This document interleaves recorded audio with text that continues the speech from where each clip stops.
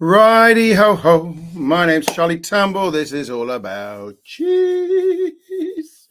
Right, welcome to the middle of summer. I know it's later than the middle of summer, but it sort of feels like when you get to the end of July and beginning of August, you're halfway through those summer holidays, and the hot bit's ahead of you, but it feels so short now. It feels so short. If you've got kids out there, you know that it's kind of like this is the beginning of the bit when you have to look after them, and everything goes quiet in Paris, and it's like. However, the summer rain is coming in like you wouldn't believe. I'm living in my cabin here, or not living, my wife hasn't thrown me out yet, and there is literally pattering going on. Right, I hope you have enjoyed the summer so far. We are going to do this midsummer moment with a bit of Ireland. I don't know how much you know about Irish cheese. It is a wonderful Isle called the Emerald Isle, as we all know. Why? Because it's green. What does green mean? Grass. What does grass mean? Dairy. What does dairy mean? Cheese. Okay, so we're into the world of cheese. They have a fantastic history of making cheese, thousands of years. There was a time, I used to believe this myself, when Ireland was the cheeseless isle, mostly because there was nothing there in the end of the 1800s, and that was thought to be because there'd nothing been there ever. But actually, recent archaeological evidence shows that there's been pottery shards and all sorts of things digging up cheese-related, dairy-related products off the pottery in that bit of Ireland, all sorts of Ireland. It's got quite a history with cheese, but one thing we do parallel here over with the rest of Britain is that this sort of 1970s, 1980s re-emergence when a bunch of people, for no good reason than they wanted to, started experimenting making cheese again. And we're going to look at three of those tonight. We're going to look at Coulier, which is the Willems, Dutch extraction, County Cork, North Bit Cork. We're going to look at the Grubbs, which are Tipperary. It's not the Grubbs in well, so it is the Grubbs, but their daughter now runs it, and her surname isn't Grubb. It'll come to me in a second what it is.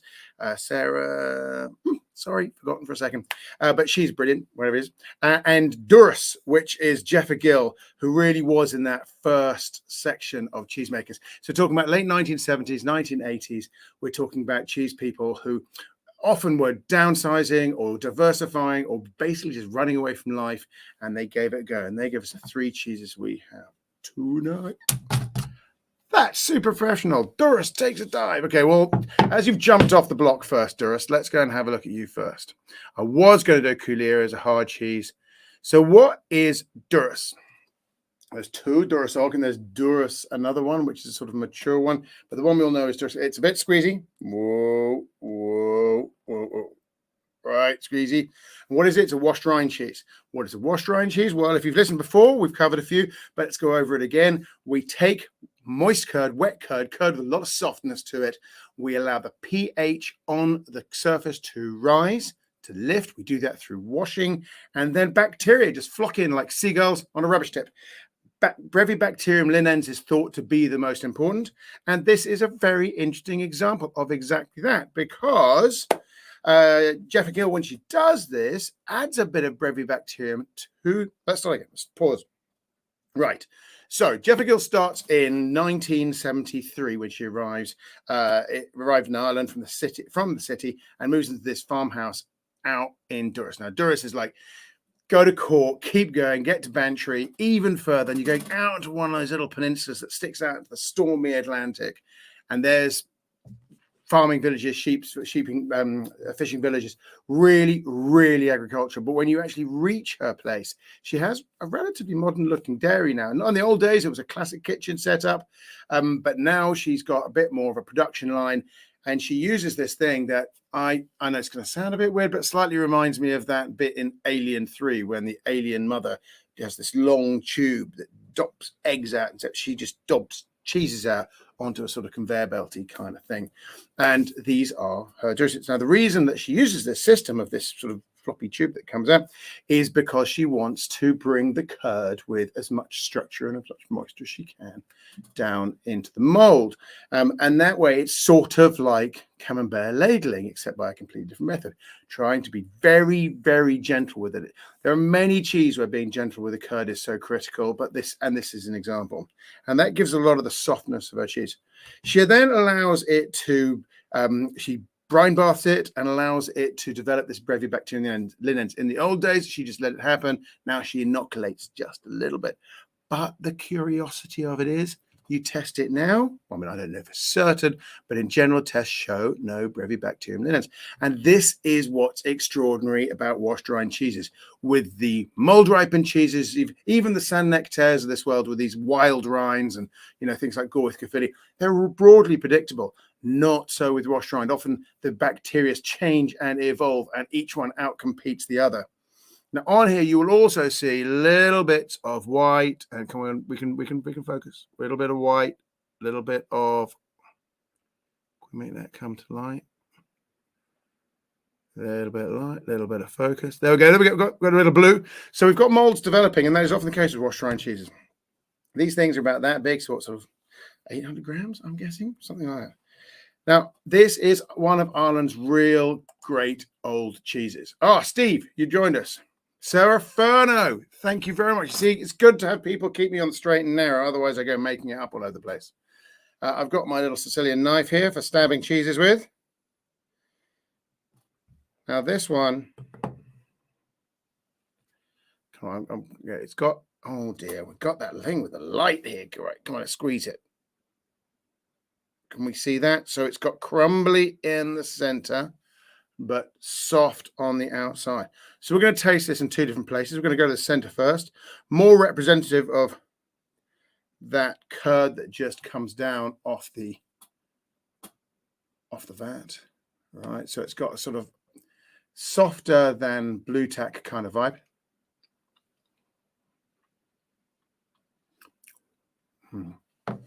Hints of bitterness and grass over a buttery, intensely creamy kind of center. It's almost got a little bit of grittiness, which you sometimes get with cheeses like Livero, where you've got little calcium developments. But I'm not really sure that's what's going on here. So that is the center. It's luxurious. It's making my eyes water. It's absolutely gorgeous. I'm going to take a little bit of the softer stuff.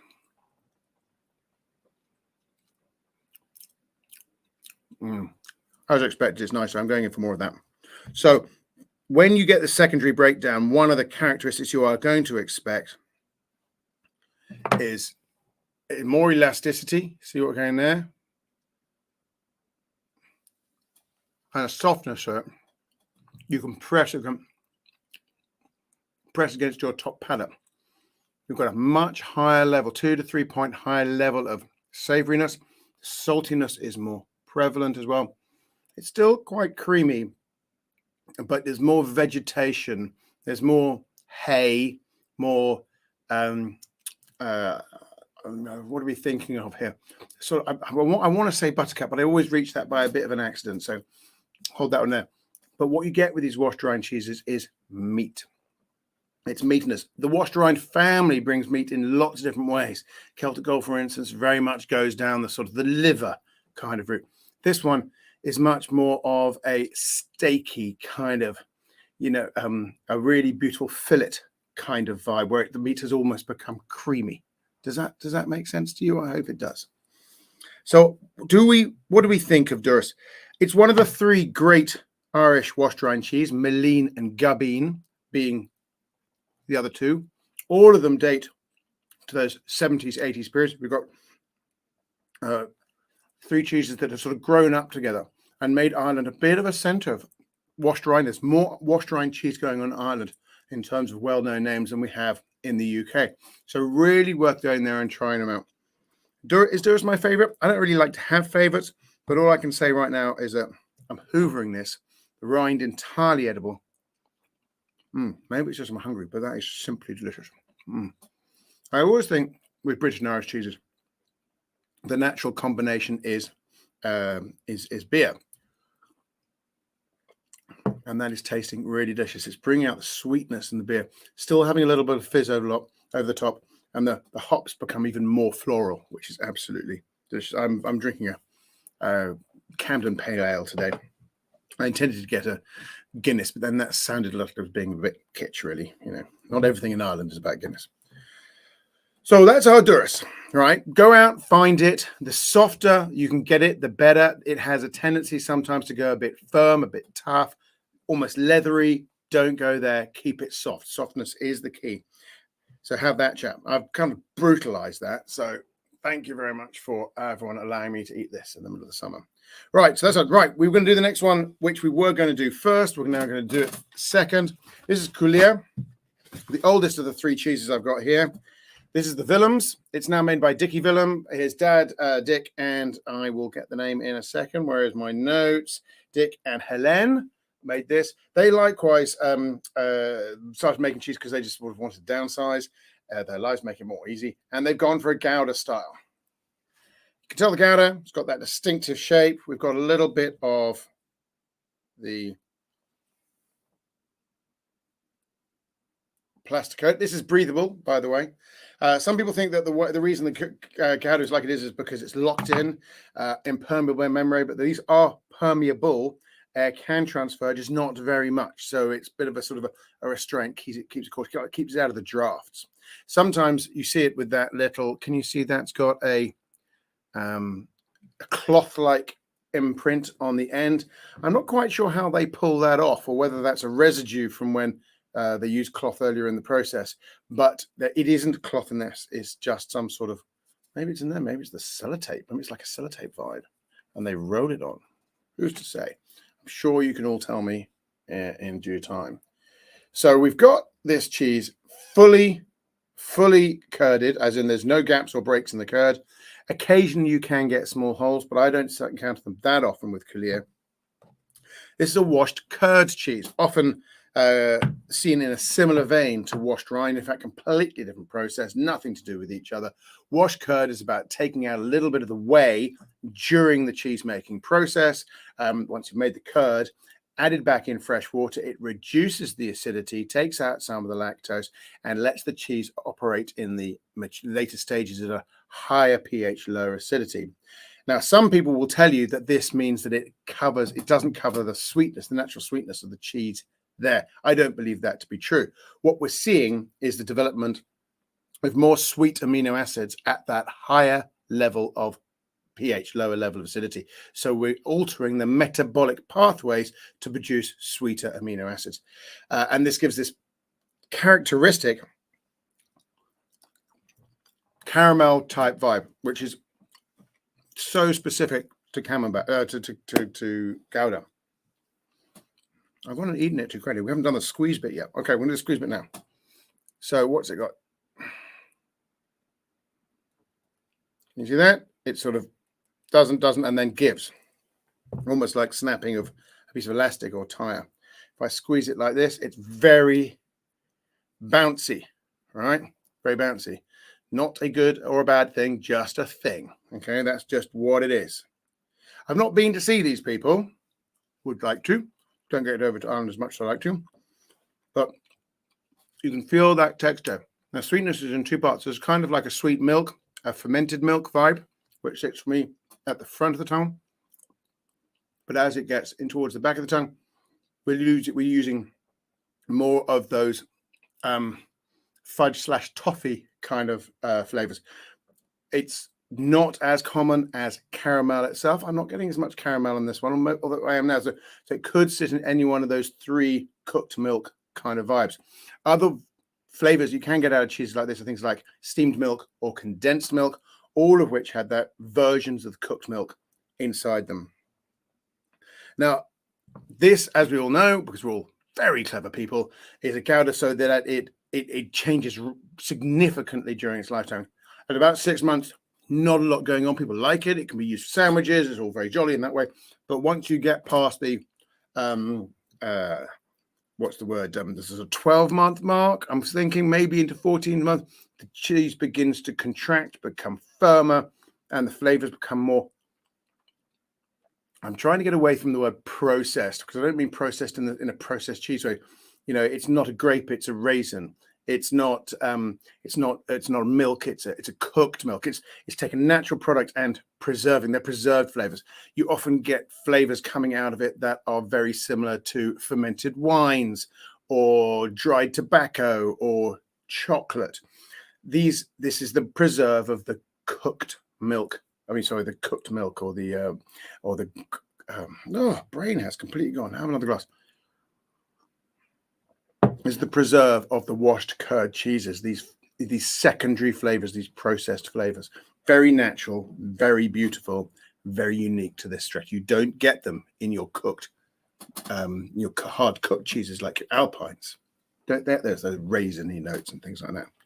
This one is a mid-aged cheese, so I'm getting something, a hint of what might be to come, but none of it really pronounced. So I can still eat quite a lot of this. When these cheeses get old, they're very dense in flavour.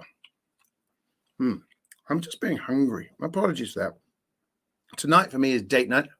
Going out to a restaurant, my wife's choosing. Don't know where I'm going.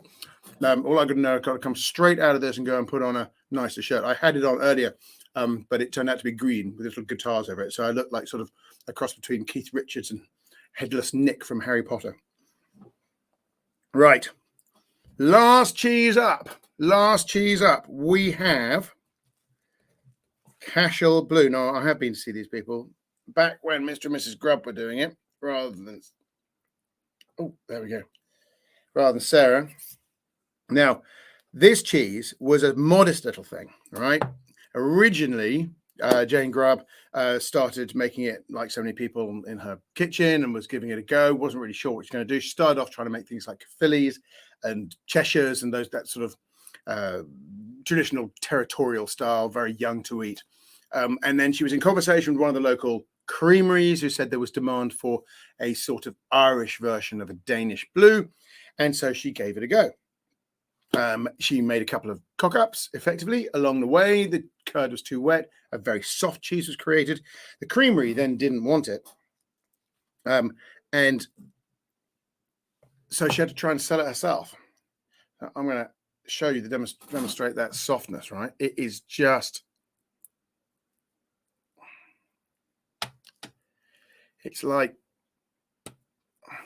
It's not like Roquefort. People associate with Roquefort. I don't know if you can see on there, but it's sort of smeared over my... It's very, very creamy, very... I don't mean oily, but a little bit oily in its texture. Whereas Roquefort would be wet in its texture. And it'll be over my hands more like a sort of... it was like there'd be more separation between the whey and the curd. Whereas it just seems like the whey is still integrating the curd, giving a very much smoother... not insulting, but that sort of more Philadelphia kind of texture. Anyway, so she gets some early support, does Jane, from Myrtle Allen at Ballymaloon House. And she became an early supporter, and it's gone from strength to strength. Now, sometimes people don't see it very much in the UK, but I can tell you this, they make 240 tons of this a year. That is no small amount. To contextualize that, Jamie Montgomery, often seen as one of the big producers of cheddar in the UK, makes only 140, 160 tons. So whatever that is, my maths has gone out the window, 40% more, something like 50% more than one of our biggest sort of artisan cheese makers. This is a very successful cheese. And they make a second cheese made out of sheep's milk, which is much closer to Roquefort, called Crozier Blue. Cashel Blue is named after the Cashel Rock, which is kind of like a thing just down the road, obviously a rock, kind of pointy. They're named after local landmarks. So this is a very tasty, and I love it. Right? I did some taste tests on this, like trying to match it. I got to find a way to think about a pink background or yellow background. I wouldn't have this problem. Maybe I would. Maybe I'll try a pink background next week. So that is a yellow color. It's right in front of my face. You can see, and it is almost sickly yellow. And again, sounds like a duff word. Not interested. It's a delicious cheese, but it's kind of pasty yellow. And it's got little white bits, particularly around the blue. Now, there are three styles of blue in cheese. There is what I think of as the spiderweb style, which is a Stilton, lots of little lines drawn in a higgledy-piggledy pattern. Then we have the what I think of the Gorgonzola, which is the veiny, proper veins, big tubes of blue that run down through soft cheese, and then they get almost tumulus-like in the cheese itself, where it makes a little bulge of blue lines that firms up. And then I think of the Roquefort or the Bleu de Verne style, which is very wet cheese, no rind, and then the blue appears in little caves within the cheese where the curd has been only loosely packed, leaving lots of gaps. In the old days, that's the oldest style of cheese. In the old days, they wouldn't have needled that. They wouldn't have needed to. But with Cashel Blue, and we're very much following that style here, with Cashel Blue, they did needle from the get-go. And old Mrs. Grubb, or Mrs. Grubbs, sorry, not old. No one's old. Everyone's young. We literally had to go around and buy needles from knitting shops and spent a long time trying to find the right size of needle. And having recently looked at this at the afternoon of the year, needle size has turned out to be very important. It's really big in terms of how wet your curd is, how to keep the hole open, and maybe, even when your curd is really dry, that can be even harder because you're then relying on the tunnels of air more than you would otherwise, where the blue could spread into the cheese through the gaps in the curd. So needle size is important. Also, the number of holes you make. Now, they needle this one, I believe, from the top. So look at that. Yes, no, that looks right to me. They're right, modest little cheese, about that big, about that round, about so tall. They originally were nicknamed the elephant's foot, which the Formed Bear, which is another cheese I like very much, also gets the name of, because both of them have a distinct colouring. For the Cashel Blue, it's got a very blue-grey outside, which is where the Penicillium Rock 40 is forming a row on the outside, and possibly accounts for why it gets that really big yellow breakdown just inside the curd, which is delicious. The Formed Bear has a much sort of firmer, greyer outside, sometimes almost crusty like bark. But both of them can have this impact where they're sitting on one end, where they bulge at the bottom, just like the splaying of an elephant's foot. The elephant's foot. Its parents got nothing to do with Formed Bear. We used to speculate that it was to do with it came over the mountains from Hannibal, but that's just fancy marketing bull. So let's taste this. I'm really looking forward to this one. I mean, I'm looking forward to all these cheeses. I'm looking forward to this one. The Irish are such lovely cheesemakers. There's sort of passion in every bite. And with these cheeses, you get the sense that there's a much closer integration between the farmhouse and the market, which seems such a great distance in us here in the rest of Britain. It seems like the farmhouse is so far from the market, and there's a great infrastructure in between that stops the average person being able to taste these cheeses with such ease and such comfort. I think still there's a closer relationship between the people of the city and the people of Ireland. But maybe that's just my romanticism, and you can lean in and tell me to shut up. That's absolutely fine. Right, so we're going to taste this two bits in a part. We're going to taste a bit that is not blue and then a bit is blue, because I like to get a sense of what's going on here. So we're going to go, can't find a bit. This one. All right, well, I'm just going to, if I just scrape it, can you see it comes up like butter there? I really like that in blue cheese. It's very much underrated or misunderstood that in blue cheese, the blue has a very strong role in breaking down the curd. It's not just about delivering those blue lines, those pockets of spice. It's about breaking down the curd from the crumbly, just out of the dairy texture, to a much smoother paste. And I'm trying to have a bit here that hasn't got blue in it. Even the bits that don't have blue in it are still tasting divine. We did a tasting with the team at the Pig some while back when we were looking for cheeses that have the most versatility in matching with drinks of every type. And Cashel Blue won out amongst the blues that we had. And I think that's because it's got such a brilliant combination of spice, sweet, and savory, right? It just seems to be able to turn its face in every direction. And that flexibility, or that sort of I am all things to all people, makes it perfectly set to eat with so many different drinks. So we'll try this with the Camden.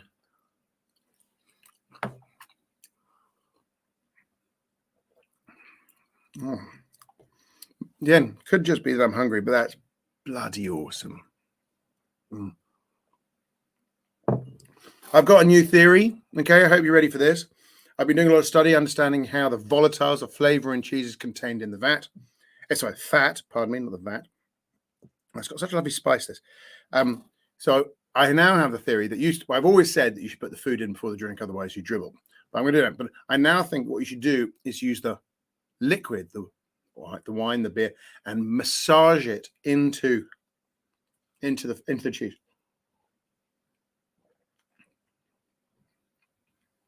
Rather than using your saliva, because the saliva, I believe, it forms a barrier between the taste of the cheese and the taste of the beer. And I've been working on that. I was trying it with whiskey over the weekend, quite a lot of different types of whiskey, quite a lot of different types of cheese. And I think it really allows the two flavors to get to know each other. And really intermingle by the time it reaches your nose through those retronasal passages, and you start to see really interesting things come out. Oh, that's delicious. I'm really loving that. Right. So those are our 3 cheeses. What do we think of them? I really hope that you've got some cheeses in front of you. Steve, I know that you've got the Cashel Blue. Give us your thoughts on the chat. I could just eat this all day. These are cheeses that you have to hunt about for. They're not natural position. They're not naturally placed in your supermarket. So you're going to need to go to your farm shops and delis to hunt them down. They are all highly available in places, the supermarkets, sorry, not the supermarkets, the specialist cheese shops. And they are considered, because we're a bit like this, to think of them as local, even though they're not of our country, they are of Ireland. And I think that's because we're all sort of Celtic cheesemakers at heart, and we feel that we're all dealing with a similar kind of weather and the similar kind of grass. And in that way, the cheese that has come to our shores over the last 2,000 years, we've all been on a very similar journey. And I think that if you have an opportunity to get out to Ireland, please go and visit some of these small people. They're often extremely receptive. Cashel is always great, but tonight's is creamier, butter, and gently spicier than ever. Yes, I would agree. When I went to that was Steve, by the way. When I went to my cheese shop today to pick up my cheeses, unfortunately, my regular cheesemonger wasn't in. But she left some pre-cut to me, which is why I'm only dealing with small pieces. But that is a shame. Right. I'm going to love you and leave you, people. I hope you've enjoyed our brief entertainment, our brief little bit of cheese love. We're going to take a break now for the rest of August, and we'll be back in September. The new schedule will be launched, and we're going to do some pairings up with some other great cheese people. We're hoping to have somebody from Bradisa to do some pairing up. I'm trying to persuade them with Rioja, but they keep telling me I want sherry. In the meantime, please come and do all my courses if you haven't learned them all yet, and generally enjoy the love of cheese throughout the country. It is a beautiful thing to be a part of, full of wonderful people working really hard, and it always rewards you. Have a lovely August.